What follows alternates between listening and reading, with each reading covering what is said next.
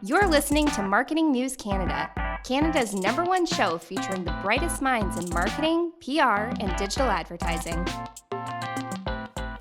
For too long, rental housing has existed as a lesser than choice to home ownership. Now, we can choose to rent because it enhances the life we want. Rise has a vision for rental housing that will shape our communities and create a meaningful connection between you and the place you call home. Rise is evolving rental housing, and it starts with you. How would you like to live? Visit homesnotforsale.com to have your say. I want to welcome you to another episode of Marketing Jam. I'm so excited for today's episode, and of course, it is brought to you by Canada Post. And today's a special episode for those that are watching on video. Those that are on audio, I will try to commentate as much as possible. But we're doing not an unboxing, but an unenveloping, because this edition of Insight Magazine comes inside a manila envelope, which I'm excited to open. I haven't opened it yet, so I'm just gonna be ripping this here down, ripping it open here. It looks cool. It looks almost like some sort of secret file or maybe something very interesting inside. And let's pull this open. Comes with a little letter from Insight saying thank you for subscribing. And there's the cutest little baby on the cover. And of course the baby is wearing a onesie that's very soft, that's texture that you can feel. It is very cool. But of course, another edition of Insight for inspirational case studies, ideas on how you, as a marketer, can get your brand seen and heard in some really creative offline ideas. So thank you so much, Canada Post, again, for sponsoring our show. Well, we're going to jump right in today. We have an amazing guest, Lisa, who is the owner of an event production company. Lisa, thank you so much for joining us today. It's very fitting in the sense that we talk so much about digital, but in an age where physical is so important, like Canada Post and mailing pieces and things that are tangible that you can touch and you can feel, I feel like events are such a huge part of marketing and often a piece that we don't talk about as much in the marketing kind of mix. So Lisa, why don't you jump in? Tell us maybe how you got into what you do, kind of your origin story to running these events. Yeah, thank you. Well, it's my pleasure to be here, and greetings from Las Vegas, Nevada. I'm heading home this evening, but it was an awesome week so far.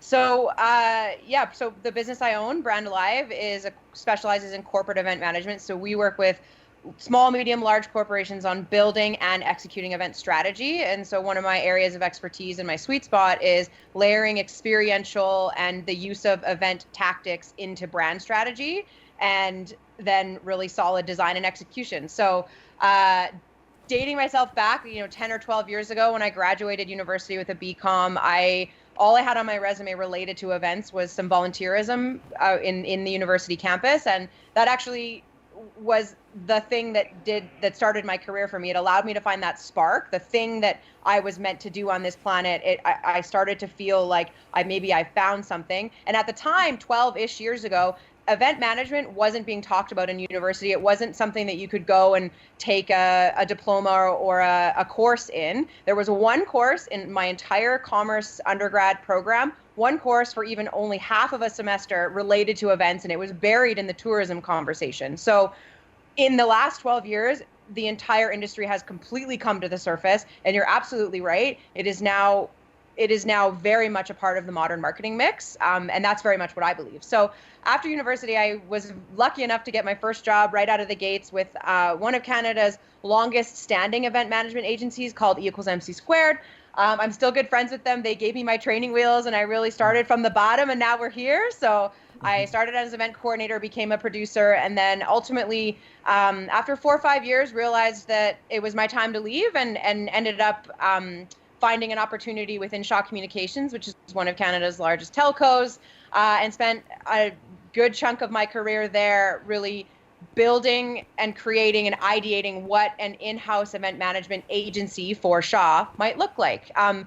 I am a creator at heart, and so it was a wonderful match made in heaven that they were ready to start expanding what they might do with the brand in terms of experiential. And then so they also recognized they said, we don't know what we need, but we think we need someone like you. Would you be willing to come in and help us create this thing? And that was music to my ears. So I spent several years at Shaw creating this internal agency, partnering very closely with sponsorship, community investment, media relations, the entire marketing team. We built the employer brand way of doing things now in terms of the modern Shaw.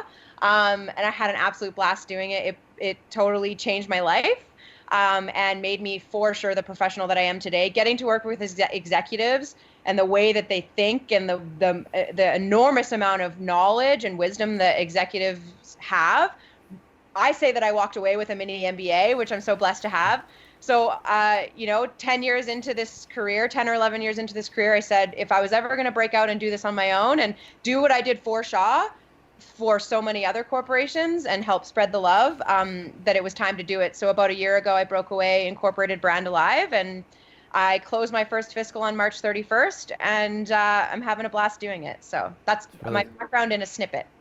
Were you around at Shaw when they introduced those blue little robots that fly around everywhere? Yeah, so our friends called the bots. They were invented by Jim Little, who's was the chief marketing officer for a long time at Shaw, and he was kind of my mentor at the time. He also created the personification of the brand at RBC and a couple other major Canadian brands prior to Shaw. So yes, the bots were around very much alive and well in my day, and towards the tail end of my tenure at Shaw, we retired the bots and sent them off to Bot Island, and Shaw is now personifying its brand in a different way. So. Well, today, my interview, from my end at least, is powered by Shaw. Our internet here at Jelly is Shaw. So well, that warms my heart, because I left Shaw with great relationships, and I'm a huge supporter of the brand, definitely a fan from the sidelines, and I will only ever have Shaw products in my house, and I will say that on record. That's awesome. So help me understand this, is working in what you were doing. Like maybe someone who's a marketer who's maybe doesn't have the access or the resources of a Shaw. Yep. What are maybe the three elements as they're putting together a brand event or a brand experience that every event or experience needs to have? What are the three must-haves? Yeah. So I'll start with a must-do, and then we can talk about must-haves. So first and foremost, I mean, this is just good business practice, but as it relates to building an experience, always start with a strategy. So take the conversation up to a really high level. If you're a marketer in-house at a brand, let's say, get the right influencers from inside the corporation around the table. So your fellow brand marketers, a couple of executives if you can. Think about those that are thinking about the long-term story of the brand. Get them in the room and start talking about a strategy for not only the experience, but everything sort of around the bubble of the experience. So let's just imagine for sake that Shaw was going to activate at, which they do. Let's just say at like a summer games or whatever. Mm-hmm. We certainly I would never suggest that we start with what does the experience look and feel like. That to me is 10, 20 steps down the road. Let's start talking about what's the overall story of Shaw that we are telling right now and will be telling at that point in time, that milestone, and how can we weave the brand story into the experience. So to me, the experience is always the design of the experience and what it looks and feels like and what the guests do when they get there is always many, many steps down the road. So really big, gritty, strategic conversations. And if I would say to a brand marketer, if you don't necessarily feel like you have access to those kinds of conversations or the skill set to help lead that conversation, tap into a consultant or an experiential professional like myself to come in and help just guide those conversations so that you build the right strategy. So first and foremost, always start with strategy. To me, a must-have at an experience, especially a brand experience, is think about the people as versus the product. So yes, we always have objectives. There is always a goal. You're likely using experience as a tactic to win customers, to sell products, to hit your KPIs. Absolutely. Those sales will come if you always think about the people first. So think about the guest experience and what feeling and sentiment and emotion you want them to feel when they walk away. There is science that proves to us that when humans are excited and vibrate at a higher level, they're bound to keep their memories longer. And that's what you want. You want them to go home and say, I was really impressed by happened around me in Shaw's booth. I'm going to learn more. And that happens, and that's how we translate into results. And for me, I love spreading that message because ultimately, when big brands are seeing wins out of experiential, my industry grows and gets bigger, and we get more opportunities. And so think about the human element. We often say, oh, more, like inside of this 20 by 20 space, we only have one thing that's photo, only one thing that's video. We need a food and beverage, something. No, less is more. Do one or maybe two things really, really well and allow for breathing space in the physical space. So think about the human psychology side of it. And then for me now, number 3, always data capture. So you would be remiss as an event professional to not suggest a tactic within an experience that allows you to capture data. There's some great laws in place now, so we know exactly the box we're playing within on terms of gathering data and then using it after the fact. There really are very few questions to be asked now. We know that we need permissions and et cetera. So data capture, and if you're willing to be on the forefront of what I call emotional data, how did people physically feel in the space when they were there? What did they look at when they heard this thing go off, or what direction did they go in the room? If there's a way, and there is a way to capture emotional data in the room and then use it after the fact to continue to design brand experiences, that's just a must-have now. So hopefully that answers the question. No, those are 3 great pieces for people to take away. So I subscribe to Strategy Magazine, Bernico's kind of daily what's new and what's happening. Insight Magazine, now The Message, that kind of tells me about kind of brands that have done incredible events, whether it's creating an ice hockey rink in kind of a random location and flying people in, or you hear about all the things that the agency Rethink does, right, with their really wild and crazy activations. And Shaw's a great customer of Rethinks. They're a very smart group of people.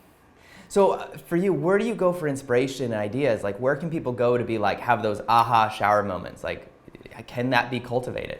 Yes, absolutely it can. I mean, we are all so blessed to be living in the digital era. So we have access to so much information and so many visuals. I'm a very visual learner. I get excited more about what I see rather than what I read.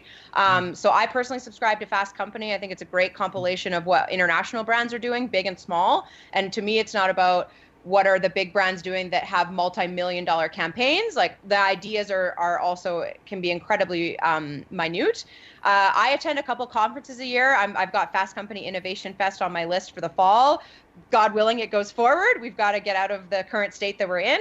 I'm a big Instagram user. I don't use Pinterest. I think it's far too loud. Instagram is just enough messaging for me to get excited. I'm a really big believer in community. So the International Live Events Association, on which I serve on the board of governors, has a huge worldwide community, many of which are my friends in my hometown and across Canada. So I tap into conversation as well, and I say, I'll get a couple of influencers of people that I think have really unique brains, the way their brains work and see things. I'll get them around a phone call or in the room and say, here's this thing I'm working on with this client. I heard them say this, and then they said this in this way. So here's what I think we're working towards. What does that make you think and feel? What have you seen that might fit within this? And I really lead a very esoteric, almost emotional and spiritual conversation. I really think about, like, what are we seeing in the universe and in the world that we can then now distill into a solution for a client. So I try to weave in creating a space where other event professionals can come together and just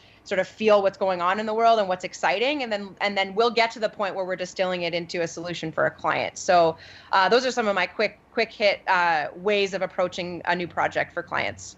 Oh, so Lisa, I want to get your analysis on 2 concepts, and I want to get your professional brain and kind of show me how you think. Please. So case study number 1, Young Defiant Girl. Why do you think that was such a huge success, and what would you have done differently?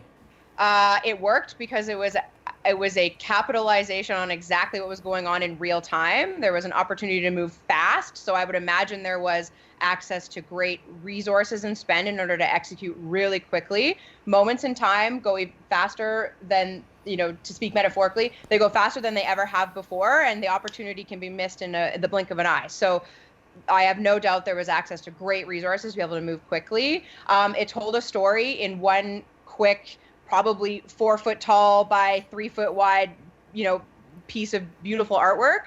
And it didn't need much more than that, right? It really, it was in it, the truest sense of the word, its own viral campaign with very little other messaging around it.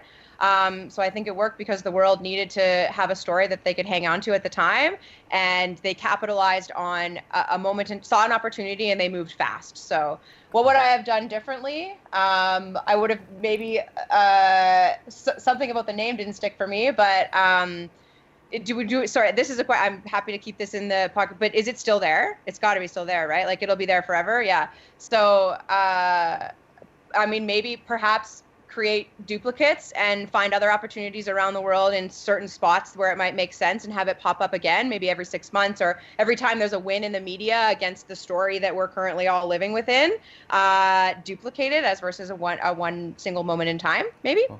Okay, I got another problem for you. This is less of a case study versus a problem. Okay. So one year, Jelly decided, hey, we're gonna get our name out there, and the way we did it was by feeding two birds with one grain, as the saying goes. Yes. By sponsoring different charity galas. So Travis was there at many of these, but we went in Vancouver. So this is just Vancouver as a scenario. So we went to like 10 different galas that year, and I noticed something. Every gala was the exact same. So seated rounds. Chicken or salmon, same format from the front. Very rarely would they maybe have like a different performer up front or different format. But you could almost go into any of those, like drop into any of those galas at any point in time, and it was literally the exact same agenda. Yep. What can be done to switch up these charity gala templates that are literally all following the same format? Great question. Yes. Or is it, if it ain't broke, why fix it? Maybe that's the other side of it. Great question. I think it is time to evolve past that. My 2 cents there are likely within the nonprofit organization, there wasn't an event professional at the table that has the knowingness of what's possible. And so my suggestion is tap into the power of subject matter experts and consultants. It doesn't have to be an enormous investment, but the dollar that you invest in an event professional at the table, you will make it back in spades, because people will walk in the room and they will feel something different than they felt before. That will move into their brain in a certain spot, and they will then want to give, which is always ultimately the goal of any nonprofit activity, is ultimately to raise funds, whether it's that night or longer term. Friend-raising and fundraising, those are the only 2 goals that we care about. Obviously sharing the message, but the ultimate goal is to friend-raise and fundraise. People will walk in the room if you've done a few things differently and they will feel a certain way, and they will want to give. So put an SME around the table, 100%. Call me, I will help. I can help by phone.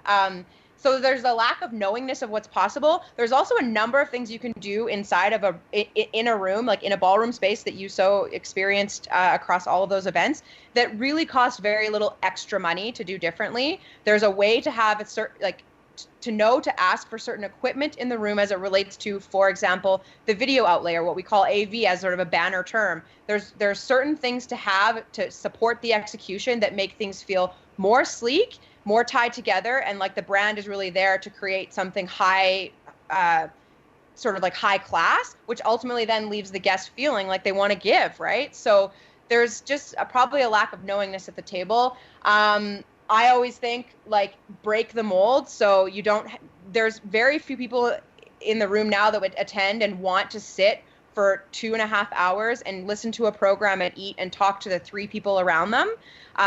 Break the mold. So feed people on the way in. We all know and love a great action station or a food station. There's ways to transition the evening. So feed people around the back of the room, get them to sit, whether it's at a harvest table or a bunch of soft furniture if budget allows.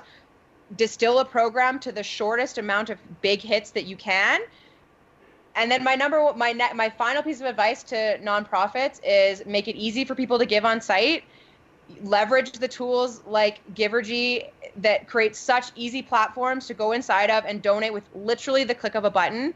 You don't have to be the person that can spend 10 grand or has the company credit card and is allowed to find the right, live auction package for a certain budget for the corporation. If you have $500, which most, millennials now who are in their early 30s can give $500 on site and probably want to, but oftentimes nonprofits are forgetting that there's an entire community of people that want to give but are giving at, let's call it 1,000 or less.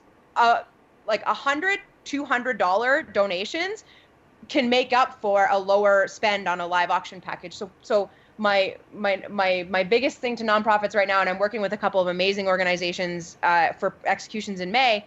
Think about the community of people that want to give $500 because they're out there and they're often forgotten. So. Very cool. So you as an event professional, are you an iPhone or an Android user? I'm a Apple lover for life. All of my devices talk to each other, so I'm a big iOS Apple fan. And what are the apps that you can't live without? Well, I live and breathe by my Google Drive, so I'm a huge Google product user. And I'm on Instagram probably half of my day, so less about social and more about finding nuggets of inspiration. My next response may embarrass myself, or I'm not supposed to say this, but this is the raw truth. I am a horrible late blooming millennial. I am a senior millennial, but I use technology on that lower end of the bell curve. So I let my friends test it out. My best friend is a very forward thinking senior millennial, but on the opposite end of the bell curve than me. And so when he's tested something and says, you got to get on this, like I've heard I got to get on TikTok, I will dip my toes into the TikTok pool in a couple of months. But I'm a late bloomer on the late end of the bell curve. I'm quite traditional at heart, but we live and breathe by the all Google products in our business at least. So cool. Maybe share a story about something you got in the mail that left an impression or that was very memorable that came to you. Okay, so if I can spin the answer and say, may I answer the question through the lens of something that I got as a takeaway at an event? Sure. Okay, so there's this awesome, I went to a show and I received a gift that I received on the front end of the evening as versus, hey, this is on your chair at your table, or pick up your gift on the way out and here's a branded memento because we have a sponsor that we need to put a logo on something flat. I received it on the way into the event, and then there was an interactive, immersive experience at the event where you could go on your own time throughout the entire evening and have it customized, have it branded to any words or language, or even a logo if I had the file in my phone that I could send to the team on site and have it customized. So this particular experience was super memorable. So if you check out, for example, a great Canadian brand called Leather Bar, leather without the A and the second, so LETHRBAR.com, is a great Canadian brand based out of Alberta. They create on-site event experiences all through the vision of what's possible with leather. So, if, for example, we work with a very well-known Canadian aviation brand, WestJet, and so of course travel is a big part of is the narrative that we tell when we're working with WestJet. So we think about leather luggage tags or leather passport holders. You receive it on the way in as part of the, I would call it like brand signage or gifting budget, and then on-site within the experience, guests can go and visit, work with leathersmiths to either have them literally hammer out their own name, or the guests can do it themselves. There's something really primal about it.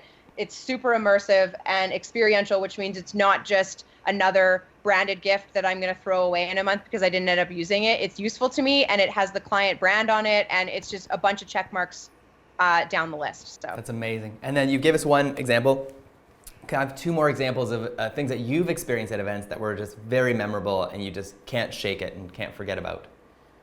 Yeah, I am very attracted to the feeling of music, and yes, I know music is a sound and not a feeling, but I believe very much that music is an emotional feeling. Music creates that emotional feeling. There's nothing like well done audio and an incredible performer to solidify a memory. So for me, I love. I recently walked into an event and I saw someone using, I think it was like a xylophone or some strange instrument, and using it through the lens of like a rock and roll vibe. And so I love when we see something A being used through version B. So I love the mashup of concepts together. So when we see electric violin, someone in ripped jeans and leather jacket, breaking strings, sweating, like I love the idea of taking something super traditional and seeing it through the lens of something modern and edgy. So a couple of really neat new musical pieces out. What else did I love? I always love when I walk in, or recently it couldn't have been a Shaw product, so forgive me, Shaw, but I walked into the event and immediately the event Wi-Fi popped up on my phone. So the ability to connect to the Wi-Fi that the client had purchased. So it's almost like, how now iPhone ties allows you to, it's just like the method of airdrop, right? I suddenly was able to connect to the Wi-Fi that the client had purchased for the event. It made all of the digital experiences so much easier. And so for me, like, now I'm thinking you cannot have an event without not only a Wi-Fi budget, but an expanded Wi-Fi budget, so that the guest experience, not just the show producer's experience, but the guest experience is super, not only accessible to Wi-Fi, but super smooth and forward thinking. So that's awesome. Kind of blew my mind. So. And Lisa, if people want to get in touch with you, how do they find you on the internets? On the internet? Or at events in real life? Yeah, so I'm based out of Calgary. I spend a lot of my time traveling. I spend a lot of time in Toronto, Vancouver, and a couple different parts of California. But I'm on Instagram at brandalive_Lisa. And my website's brandalive.ca, and easy to find me through the contact form. I answer all my own emails, as Oprah once said. I thought that was so cool. So, awesome. Yeah, I love talking shop and meeting new people, and don't even worry about us getting to the point where we're talking about what's it going to look like to contract me. Call me. I love to jam and talk about all things experiences. That's awesome. And not to be confused with Brand Live, Brand Alive. That's correct? Right. So yes. I first incorporated my business in late 2018. So in the summer of 2018, I was jamming actually in Vancouver with my brother. He and his wife had just had my little niece. She was like maybe a week old, sitting around the fire in the backyard. And I said, I don't know what to call it. I'm so jealous of my friends at Brand Live because the name is baller. I was so jealous. And my brother, who's an animator and a musician and sees things very creatively, he said, well, what about Brand Alive? Like, you are all about the corporations working with corporate to come alive in the human space, right? To help build human culture. Alive actually makes more sense. And so I haven't thought about my friends at Brand Live since. I haven't really run into anyone that says I'm confused about are you Brand Live or are you Brand Alive, but I wish them well. They got the name before me, but Brand Alive's working really well for me, so. That's awesome. Lisa, thank you so much for coming on the show. It's been a real pleasure to have you here. A lot of great ideas and nuggets and thoughts and insight into the event world, especially as all of us marketers are considering how we integrate events into the work that we do. Thank you again, Canada Post. This latest edition of Insight looks amazing. Cutest baby in the world on the cover. Lots of great inspiration and ideas in here. I can't wait to dig into it. And we'll see you next time on the Marketing Jam. Thanks for listening to Marketing News Canada. For more episodes and other great stories from Canadian marketers, visit marketingnewscanada.com. All episodes are recorded at the Jelly Marketing Studio, thanks to our producer, Chris Penner, and editor, Travis Jeffers.